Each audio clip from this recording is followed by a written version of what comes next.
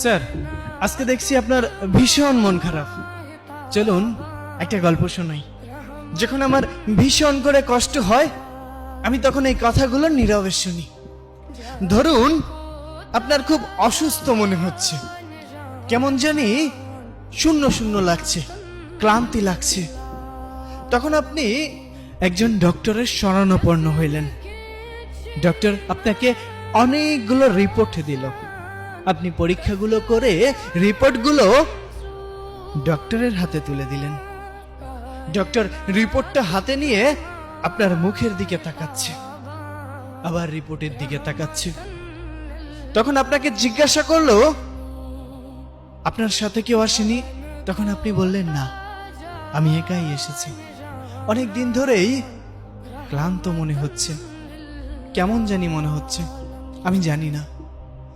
তখন ডক্টর অনেকটা মলিন মুখে বললেন, হয়তো আপনাকে এই কথাটা বলা উচিত হবে না, কিন্তু তারপরও যেহেতু আপনার সাথে কেউ নেই, আপনাকেই বলতে চাই। আপনি আর 2 মাস বাঁচবেন। আপনার জীবনের সব ইচ্ছা আকাঙ্ক্ষা সবকিছু পূরণ করে নিন। যদি কোনো কিছু ইচ্ছা অপূরণীয় থাকে, আপনি পূরণ করে নিতে পারেন। এই 2টা মাস আপনি এই পৃথিবীকে দেখে নেন। আপনার যে রোগ ধরা পড়েছে, আমি সে রোগের নাম নিতে চাচ্ছি না, তবে ভেঙে পড়বেন না।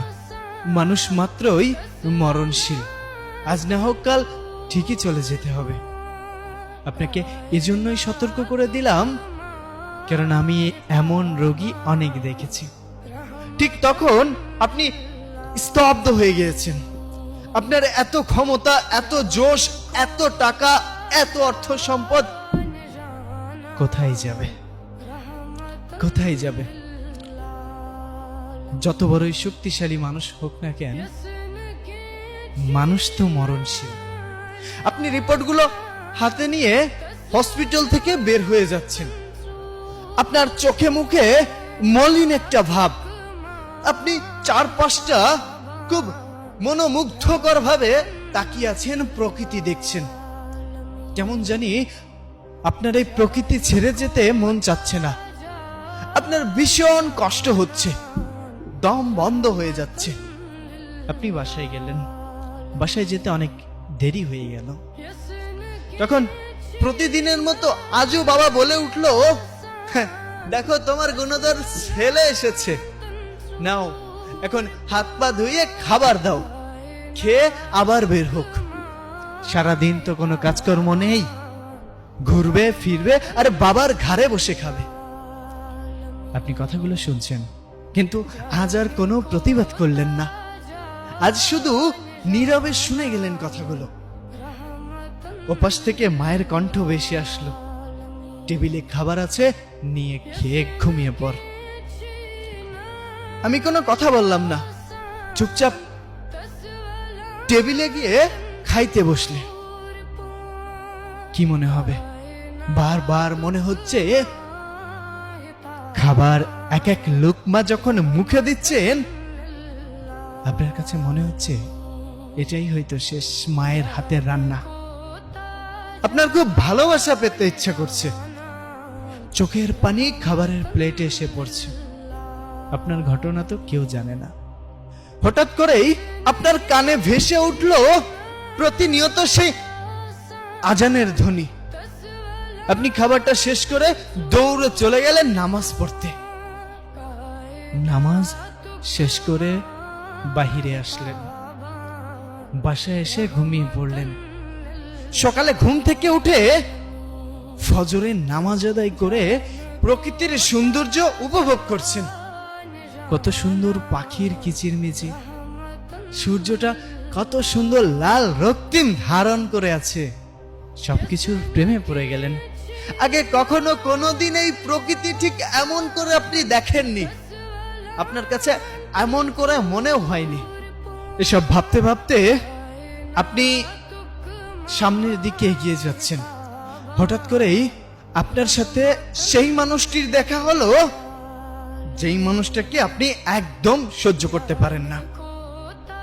স্যার, একটু ভাবুন, তখন আপনার ইমোশনটা কেমন হবে? আপনি তার সাথে তর্ক বিতর্ক করার বদলে তাকে বুকে টেনে নিলেন। সে অবাক হয়ে গেল। কি হয়েছে? আপনি কান্না করে দিয়ে সামনের দিকে আগালেন। পথে ঘাটে যেখানে যার সাথে দেখা হচ্ছে আপনি সালাম প্রদান করছেন।